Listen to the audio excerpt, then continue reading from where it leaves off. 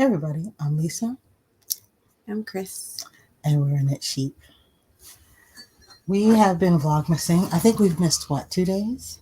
Yeah. We missed 2 days of Vlogmas. One was entirely Lisa's fault. It was. I was feeling terrible. So I kind of had a Benadryl and allergy medicine day and did quite a lot of sleeping.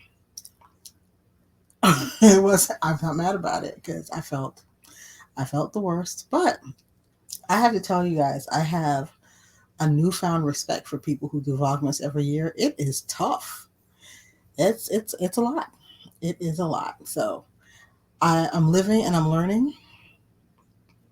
Do you want to do Vlogmas next year? You asking me that now? I fucking figure I want to strike while the iron is hot. It's not hot. Let me tell you, I am not hot for Vlogmas at the moment. So I am feeling a little better today. I'm still taking it a little bit easy, but I have been able to stay awake all day. So that is news to report. How are you doing? okay. I have not been as conspicuously ill as you. She says when I'm sick, I am flagrant about it. She languishes. She's poorly. But nobody's gonna get that. But okay. No, it's okay. Inside joke. Okay.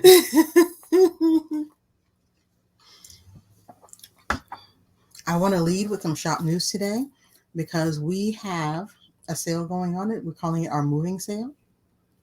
And right now we have, I think it's 30% off of yarn and tools. And we have some books discounted. And we have a 20% off hand dyes that does not require a coupon code. Let me give you guys a coupon code for the sale if you want to check it out at our website. It is Yarn Haul. Now, you'll probably still see a pickup option listed because I haven't taken it off yet, but we're not doing any pickups because the store is officially closed, so we won't necessarily be there all the time anymore. I will be taking that off probably at the end of the day today. So don't do a pickup option. It's only shipping at this point. But we do have 30% off. Maybe take that option off. Yeah, I will. Okay. I just thought about it and just now I was like, ooh, that was a note to myself to take the option off. The coupon code is Yarn Haul, and it will give you a lovely 30% discount. So that is all for shop news. And that is our website, www.knitsheep.com.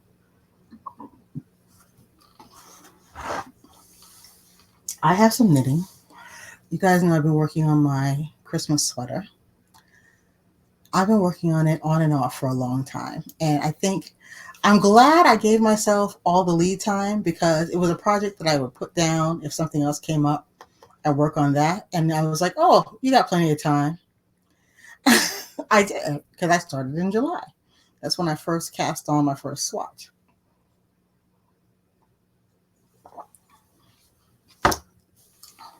So here I am in the second week of December, closer to a Christmas sweater than I've ever been in my life. I have 2 balls of yarn dangling from it right now, so I'm going to have to be a little bit careful about how I pick it up. But I've got the entire body knit, and I just cast on to do the sleeves 2 at a time. So, well, I didn't cast on, but I picked up the stitches around the sleeve, and I'm doing them 2 at a time. I have a picture of my try-on to share with you guys. Now, it's actually my second try-on because I tried it on when I had a little bit of sweater. But that is her on without sleeves. And I can't do it. I think it looks good short sleeves though. It doesn't look bad. It doesn't look bad short sleeved. And the sleeves are not full length sleeves anyway. So I will be just going down to the forest there. I do have a forest. I love the forest. And yes, I realize those pants have nothing to do with that top. It was just what I wore that day. And I was very excited to try it on because now I had tried it on before when I got to just below the bust after I had, split for the sleeves. And I was like, okay, this fits well. But now I got to try on the entire body. So do try on your stuff at several points as much as you can during the process of making, because nothing sucks worse than to make the whole thing and then discover, ooh, this doesn't fit. That has happened. Yeah. And I think if you sew, you have the try on mentality more than if you're a knitter or a crocheter. So whereas I tell you, I laughed when I saw the Embody book with what is her name? With the author sitting on in the cover on the cover in her underwear, because when I was sewing regularly, sewers know that look. We sew in our underwear because we're constantly trying the thing on. And you may as well not get dressed again because you're just going to try it on again in a few minutes. So that is where I am. And I can't even show you my 2 at a time sleeve because now I have to hold it in a puddle. So when I get a little bit more sleeve action going, you'll be able to see it. I did discover, though, because I finally had to take it off the needles I've been using. So I discovered I made a little boo-boo from the very outset. Really?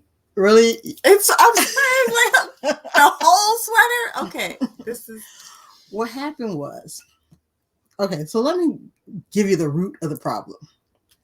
I made the whole sweater with 2 different needle sizes.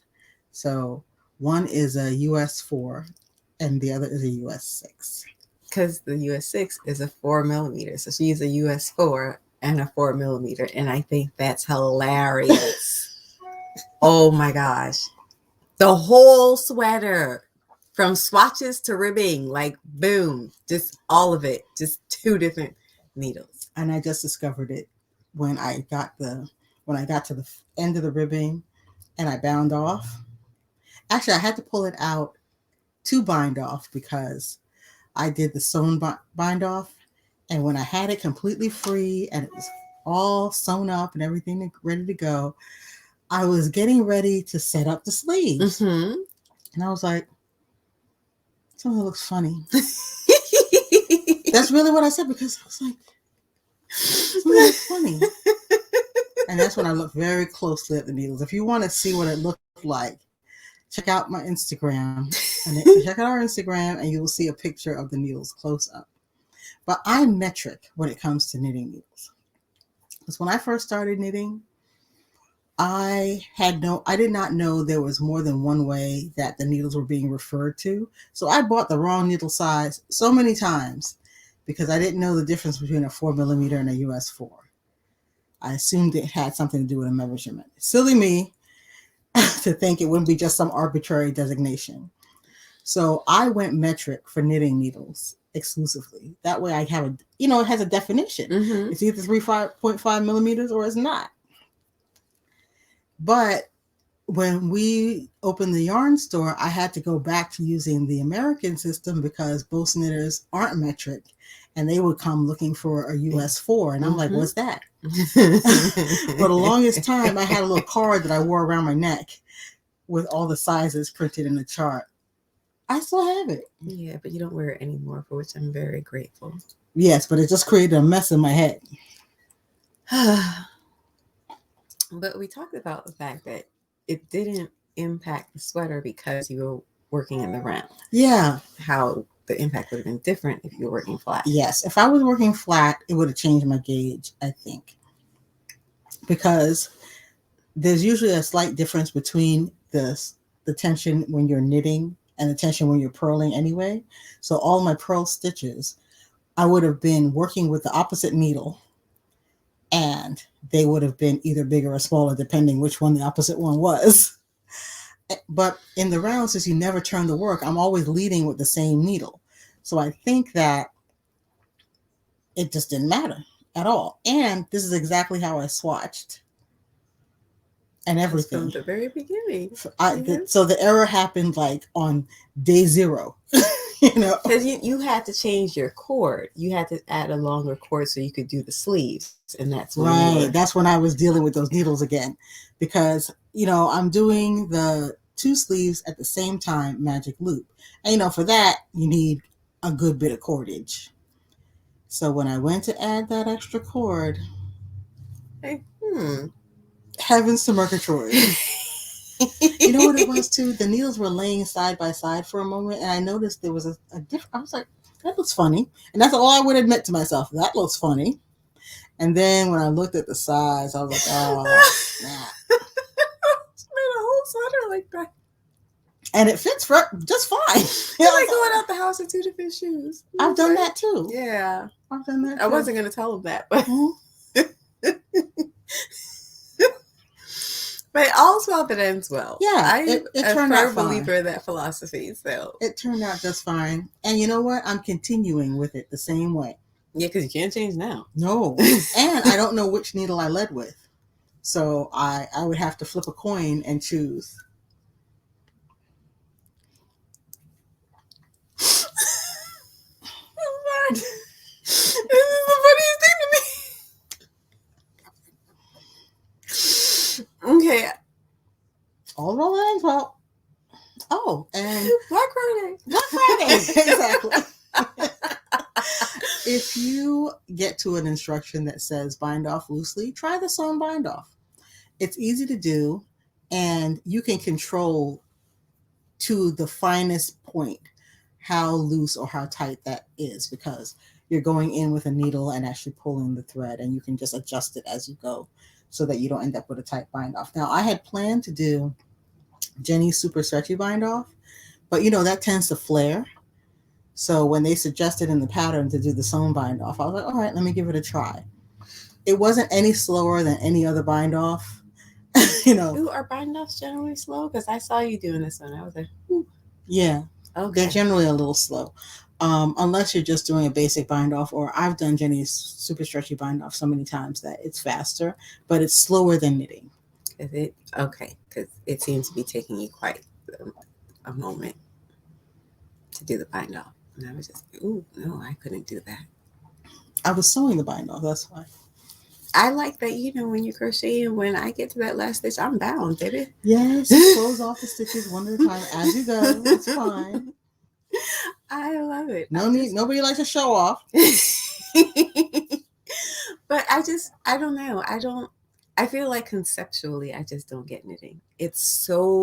I'm curious how I would have perceived knitting if I were not a crocheter, because it seems like opposite world to me, where like everything is different from what I do. Yeah. And I'm just like, I don't like it. I'm on the wrong side of the mirror. It is different. It's true. It's a completely different thing. But I tell everybody, just go with whatever your hand and your mind likes. If you can't even wrap your mind around doing a double crochet, like, wait, what loop do I put it in? Double crochet is so easy. Oh my gosh.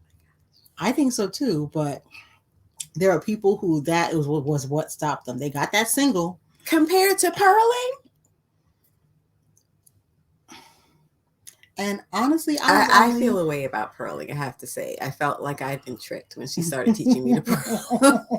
I was like, okay, and knitting, I was like, I'm not really feeling it, but I get it. And like, oh, look at me, I'm making the fabric. And then she said, okay, now we're going to purl. And I was like, why are you doing this to me? We were doing so well. I should have waited 3 days. That's all I can say. And then, so, just from hearing her talking to other knitters, I understood like what a 1x1 rib was. And I was like, wait a minute. So then you knit and then you purl and then you knit and then you purl. And I was like, you're supposed to flip back and forth. And I put it down. And I was like, I'm good. I'm good. No. That's pretty much where she went. I didn't want purling to like become a part of my life. Oh. I didn't want to embrace it. Embrace the purl. No. Oh, but speaking of 1x1 rib, that's the rib I did on the bottom of the sweater. I did a 1x1 twisted rib, and I'm glad I did. I think it just gave the rib a lot more definition. You see how the lines are so... Now, where is it twisted? The knit stitch of the rib is twisted. Fascinating. Take a picture. Yeah, no. It's not for me, but she's really good at the knitting, so yay. For her. How are you going? Okay. All right. I see. But I am very glad that the changes I did make, I went ahead and made them. I switched to ladder back jacquard. As you see, I had absolutely no tightness across the bottom of the sweater where the trees are. And this is what the ladder back, actually this is a combination of stranded knitting and ladder back jacquard. The ladders I'm talking about, you see those almost looking like chains of stitches that run up the back of the work? That's the ladder back jacquard. Can I use a pointer? Oh yes, I can. Go me. Those are the ladder back stitches that I distributed all the way around the sweater. So I could catch my stitches at any time and still not have anything peeking through on the front. And it kind of tickled me that you can kind of still see the outline of the trees in reverse on the back of the sweater.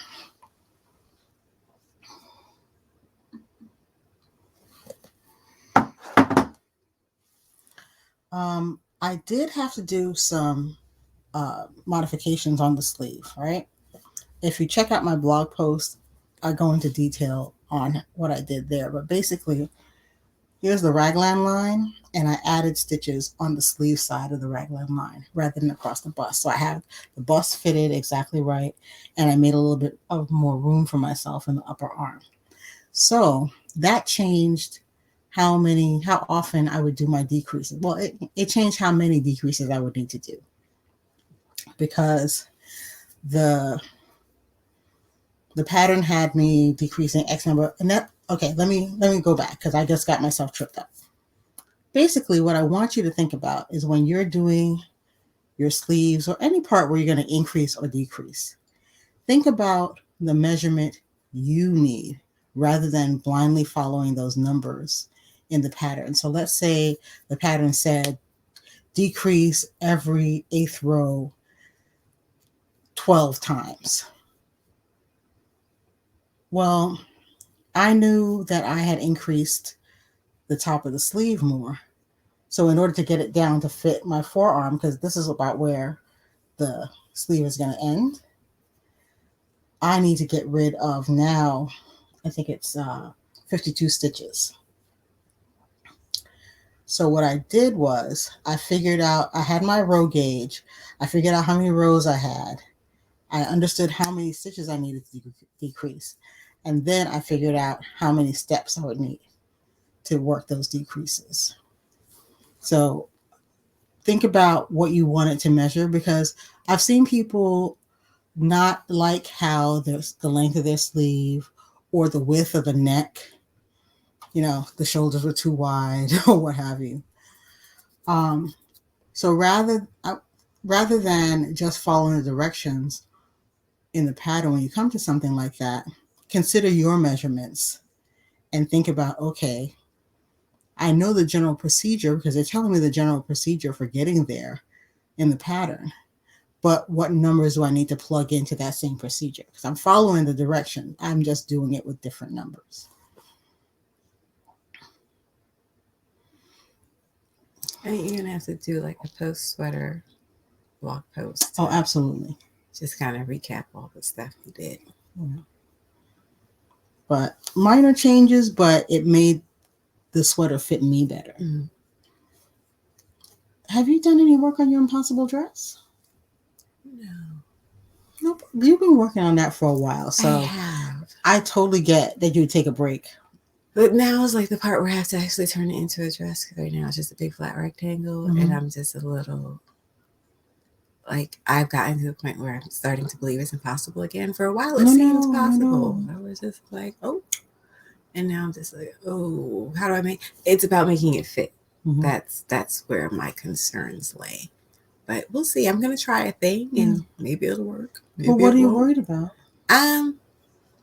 Making it fit without any kind of like a zipper or anything, like having it be a dress that I can just pull on. Okay. A little worried about that. Because when you do that, the measurements have to be exact, because you don't want the top to fall down. Mm-hmm. You want it to be too big or too small anywhere. I'm making this up. I'm just like, I just decided, okay, this is how I'm going to make a dress. And I'm just like, what were you thinking? I'm always just like second guessing myself. I'm just always second guessing myself, but we'll see. I'd hope to finish it by the end of the year. The thing is, I can either finish the Impossible dress by the end of the year, or I can make the worsted weight sweater I'm planning. Mm-hmm. I probably will not be able to do both. Right. And so right now I'm doing the sweater just because I've been wanting to work with Cumulus for the longest since we got it. And I'm just like, I have to do something with this beautiful cotton. So I might just do the sweater. That's how I felt about Pixel. I was like, I have been wanting to work in Pixel. I have the choice of working with a worsted weight or mohair. That I'm not even gonna like hold with anything else. Mm-hmm. That's just like, ooh, yeah, let's go with that bigger yarn for a little bit. Yeah. So I have shifted to the sweater, which doesn't have a name yet. Okay. I usually come up with a name after the thing has been made. You have an experience. It's exactly. Yeah, that's where it comes from. So we'll see what she gets called. Have you done any work on your white fluffy sweater? I just did my swatch, and so I picked my stitch pattern, mm-hmm. and I realized I'm going to have to do a little tweak because just the nature of the stitch, that first row is going to come out much wider. Oh, yeah. So I'm going to have to go down a hook size just to do my first row, mm-hmm. and then go back up a hook size. And so I have to experiment with a couple of swatches and figure out how much I need to reduce my hook size just for the first row. Mm-hmm. I don't know if there's another way I could address that, but that's what I've decided on. I'm just going to go down a hook size. But yeah, that's another thing that got pushed back because I wanted to work with worsted weight yarn right now. I spend a lot of time working with smaller yarns. So every once in a while I need a break. Yeah. Just a tiny little break. So but I know I'm gonna, take the measurements from my sweater in my closet to, replicate for the fuzzy sweater. So I know what sweater I'm going to use, and I just haven't done the measurements yet. I don't like working on multiple projects at once. I don't know how I ended up here. Shocking. I hate you.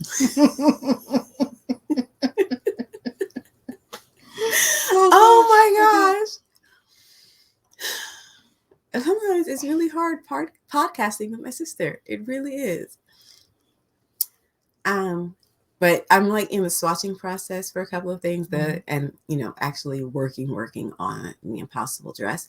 And I have to admit, it has me feeling a little bit scattered and feeling a little scatterbrained because I'm all about like trying to have an idea of what I'm doing before I do it and really like refining that idea and working on 3 things at once.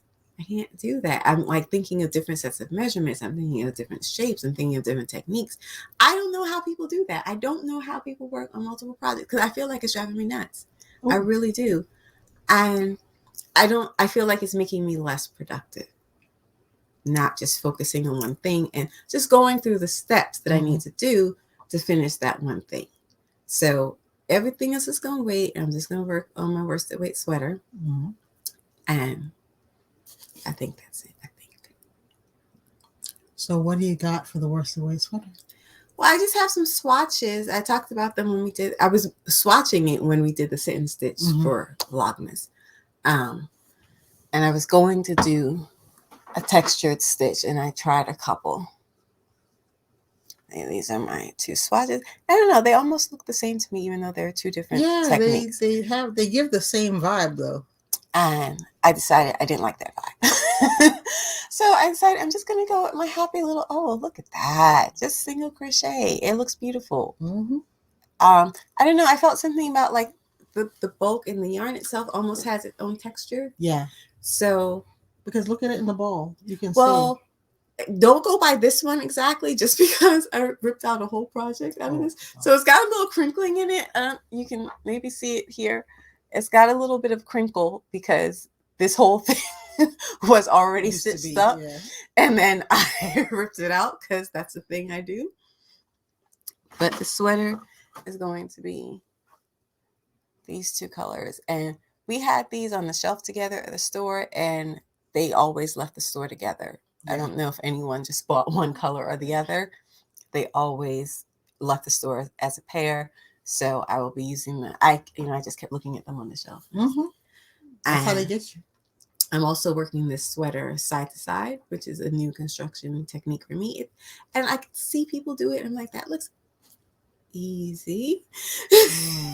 Is it going to be sleeved? Are you working from a cuff to a cuff? Yeah, no. Well, so I could do either thing. I could work from cuff to cuff, or I could just do the body panels and then stitch on my sleeves on either side. And I think that's what I will do, just because I don't know. I'm a little concerned about increasing one sleeve and then decreasing the other, which is what I would be doing if I worked cuff to cuff. That just strikes me as odd. I don't know that it'll actually make a difference, but when you decrease, you sometimes get a funny shape. So I know in crochet they work more like steps. Yeah, depending on how. If you leave off stitches to decrease, you'll get steps. If you do two together, you'll get a nice slope. But I'm like, will I be increasing? I guess I would be increasing, decreasing at the same rate. Yeah, for you both do it sleeves, the same rate, but and that's how you get the same shape and length. That's what I'm worried about. Yeah, increase on this side and decrease on the other. Do the body pieces and then do my sleeves, I will just be doing the same sleeve twice in the same way, and that's what I would prefer to do. Okay. So, but because I'll be working side to side, I'll have, the tops of the stitches to work in. So it'll be really simple. It'll be a very simple matter to just add those sleeves on. So that's what I'm going to do. I'm going to do it what I'm calling the easy way. Yeah. But no, I honestly think as long as I have my measurements right, I feel like all this sweater needs is my numbers to be right. And if they are, I should end up with a sweater. There you go. Is what I'm telling myself. Well, I'm going to focus primarily on working on this sweater until it's done. So that's where the majority of my knitting time is going to go. Approaches. The next thing that I will probably cast on after the new year is my vest, Beth, and I'm just working out. So you're doing like a full plaid with that? Yeah, I'm going to do a plaid. Ooh. I'm working out my plaid now. Because it was supposed to just be straight stockinette. It was, but then I realized I didn't have to do what I was doing. I was stranding it, and I was like, I don't want to bother with that, but I don't have to strand it. And so what's this where you can try out different things on just a few stitches. Okay. Well, why were you stranding it? Couldn't you just knit it on the other color? Because I didn't want to do this pearl stitch in the opposite color, but I saw that it just didn't really make that big a difference. Why is there a random pearl stitch in the middle of your row? Because when I do the vertical column, that gives me a straight line leaving to work a groove for the vertical. Interesting. Yeah, and it gives me a straight line to work in. I won't have to try to keep it straight as I go. But why not just do all stockinette and then just do your verticals on the surface? Well, I am going to do them on the surface. Yeah, but why leave that groove? Because I thought it would be easier. Because my eye wanders. I thought it'd be easier, and this is my guarantee of straight lines. Okay, I got you. Because I'm not guaranteed straight lines. And this guarantees. None of us are guaranteed straight lines in life, please. You have to know yourself. So what I did was I did one purl stitch, and I'm going to do surface crochet by picking up that purl bump. And I will have straight lines going up my vest. Okay. And my horizontals will be straight because I will have knit them that way. So I'll have all straight lines. Okay, that makes sense. I was like, but why? But why did you do it? It's like I had somebody saw the pictures of those, a picture of those pictures we have hanging across in the dining room of the embroidered birds. And one asked me, how did you get those so straight? And I told her, well, I used a level and I had reference lines drawn. I drew reference lines on the wall, and then I leveled each piece, referring to that reference line. And I could see her going away in her head the moment I said the word level. Which is what I do every time you say level, because I don't hang things on the wall. She does that because I mean, it looks really good when she's done, but I'm not doing all of that. But they're equally spaced and they're all level and they all, go across. Because I know for you, I can ignore it after a while, but if those things were just wandering up and down the wall, that would drive you crazy. A little bit. Mm-hmm. So whatever your level is, get it out and use it. And for me, I created a way to just have a straight line that I could follow rather than, and I'll be able to embroider it one time rather than doing it several times when I noticed after I was done. Oh no. Yeah, I went away in my head. I'm like, ooh, took away. My bedroom was supposed to be painted with stripes. And then I realized what that would require. Mm-hmm. Now I have one stripe. She has one stripe? It looks good though. It does, but she had a whole plan. I was like, really? I was going to do vertical stripes because our cousin, she had done that in her bedroom and it looked so good. So I was totally going to just jack her idea and do vertical stripes, the 2 different, shades of purple on my wall. And when my cousin came over to show me how I would have to tape it out and do all of that, and I was like, oh no. Yeah, that was it. I was like, what happened? I now have I have one horizontal stripe that goes around the room, and above it is one color, and below it is another color. And it looks nice. It does. But it was not the original plan. No. And even that took a lot. Yeah. But that way you have a guideline of some sort. Yeah, so no, that was a good plan. Yeah. That was a good plan. Because it would look like I was drunk and high by the time I was done. It wanders ever so slightly. But that will probably be my first project of the new year because, like I said, I'm going to put all my knitting energy. Well, you still got your shawl, though. I do. But for like a cast-on project, I'll be able to switch between the shawl and that back and forth pretty easily. Because the shawl, I pretty much got the rhythm of it. And now it's decreasing. Oh gosh, yes. So it's going to go faster and faster and faster. And because I had my chart, I know exactly where I was when I pick it up again. In your notebook. Very funny. I don't know. Why does my notebook make you laugh? I don't know. It's just, I don't know. Because in that pattern, if you guess wrong, it just won't be right. I totally get it. Okay. It makes sense. It's so cute. But I know exactly what stitch I am in what row. So boop, there we go. And it's been like, I don't know, maybe 2 weeks since I picked it up and worked on it. And it'll probably be another 3 weeks before I pick it up again. And y'all know how it is. You're looking at it and you're slacking in my crochet. And I know it's just like, I don't know, I'm just tired. It's the end of the year and there's a lot going on. And we still have to unpack that whole store. And I don't even know where that stuff is going to go. Not yet, but we'll figure it out. And you know what happens sometimes? When you start listing in your head all the things you have to do, it makes you tired. You haven't done anything yet, but you just start to feel really tired. You feel like there's no way I can produce the energy needed to do all of these things. Exactly. And you just, I don't know if any of you have ever read The Phantom Toll Booth, but it's about this little boy who goes on this magical adventure. And at one point in the story, he's in this place called the Doldrums. And there are these... Yes, it's a little forest called the Doldrums. And there's these little creatures that, they encourage your ennui and they try to keep you. They're not motivated to do anything themselves and they try to keep you from doing it. So he got stuck in the Doldrums for a little while. And so the little creatures would talk to him. But as one was talking, it would fall asleep. Oh, no. And then the next one would just pick up the sentence and then that one would nod off. And they would literally fall asleep and kind of slide off of him as they were sitting on him. And that's how I feel right now. I feel like one of those little critters. I just oh. Well, I succumbed to the Doldrums yesterday. So I know I need to get my butt into gear. Oopah. Oh.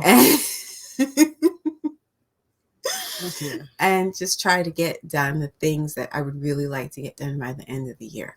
But it doesn't really seem possible at the moment, I gotta say. Well, what do you feel like needs to get done in terms of your crochet? Well, I would like to finish this sweater. Just crochet, I would like to finish the sweater and I don't know. I'm thinking about the impossible dress, but I'm trying to just focus on the sweater. Yeah. If you're going to start a sweater like now and try to get it done by the end of the year, I would just devote all of my crochet time to the crochet sweater, to the worsted weight sweater, because that's a lot. It's a whole sweater. You say that. And are you trying to get the sweater done by the end of the year? Or are you really trying to get it done by Christmas? No, end of the year. Okay. I'm giving myself the end of the year. If it's done by Christmas, that'd be. You know what? If it's done by Christmas, it's gonna have some strings hanging off of it, and we're just not gonna talk about them. They'll just be extra Christmas. They'll just be there. Yeah. So we'll call it a fringe and move on with our day. We sure will. So be about my armpit and just enjoy the sweater. Exactly. But we'll see. It sounds like a plan. I mean, that sounds more manageable than I felt your list coming on, and I was like, "Ooh, yeah." You don't want to give us both the doldrums. That's not good." Oh, yeah. I hear you. We're usually able to manage like one being down and one being up. When we're both down, it's bad. It's bad. It's bad. Nothing gets done. Nothing. Like she took out some chicken to cook yesterday. I did. And then she slept the whole day. And so I go into the kitchen. I'm like, oh, crap, chicken. You got to cook it. Yeah. So, but I was up. I wasn't, under the weather. So I was able to, keep the chicken from spoiling because I cooked the chicken. So if we had both been, out of it, then we'd have lost some chicken. We sure would have. I had a whole nother vision for yesterday. It was going to be a highly productive day around the house. I was, planning to get some laundry done, planning to cook a meal, maybe put on a pot of soup at the same time. I had a number of things planned, and none of it occurred. None of it. But you got some laundry done. So. I did. Yeah, that's good. So, hey, Heidi ho for the laundry. All right, so here's to the end of the year push. And us actually getting things done. And we will. And to both of us not being sick at the same time. Yep. Like one or the other. I will tag you in as needed. Mm-hmm. You will tag me in because we're just, the next 2 weeks, there's just so much that has to be done. And then there's Vlogmas. Oh, God. Like sitting here, I literally forgot Vlogmas. Oh. As I'm playing the list in my head, I was like, oh, crap. Okay. So, But you know what? We need to remind people of our schedule for the podcast. This is going to be number 12. Okay. So remember, after 13, we're going to take a little break on the podcast. Okay. Did she say like this? Like this is the first time we've talked about this. So let me let you guys know. We will be going 2 weeks without a podcast. And we're going to also take a week off in January. So it's really going to be 3 weeks that we don't do a podcast. I'm not good with dates, so I'm not going to make any up here on the spot. But I will put them in the description bar when I have firm dates for when we're not going to be podcasting. And we'll just take a little break, and we will come roaring back in the new year with all the things.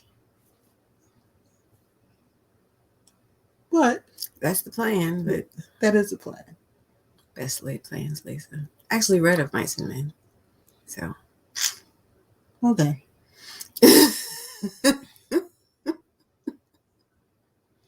That's what we're going to be doing. And, it's going to be a busy time for everybody. It's going to be the holidays and New Year's.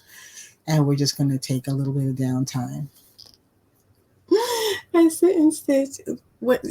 Some of the people who come to our sit and stitch were Jewish, and Hanukkah just finished, and so they were kind of laughing at everyone else, like, oh, we're done. We're done. And if that was me, I'd be laughing too. Yeah, I'd be all smug. All the craziness is over. Decorations put away, gifts given, meals cooked. Like, I'm just chilling now to the end of the year. You're enjoying the leftovers. Yeah. Oh, wow. Okay. Must be nice. Okay. I forgot about that. Uh-oh. But we're going to do it. We're going to make this end of year push. Yes, we are. So next week's podcast will be the last for 2021. And we will start the new season of 2022 sometime in January. But I'll figure out the dates after the fact. That would have been a good thing to put in the notes. You can put it in the description. Yeah, I will. I'll put it in the description, and we'll mention it again next week, when I hope I will be much, much closer to either having my sweater finished or actually like wearing it. That would be like amazing. Amazing. But you can't wear it before Christmas. Of course I can. It's a Christmas sweater. It's been designated Christmas sweater for 6 months. How can you wear it before Christmas? I don't think she understands the concept of a Christmas all of sweater. Yuletide. No, it's and I'm celebrating the solstice. The Christmas. I'm celebrating sweater. Christmas. You're celebrating Kwanzaa. it, but not with that sweater. We shall see. I think we're good now. I do too. Yeah. Okay. All right. Bye bye. See you guys next week.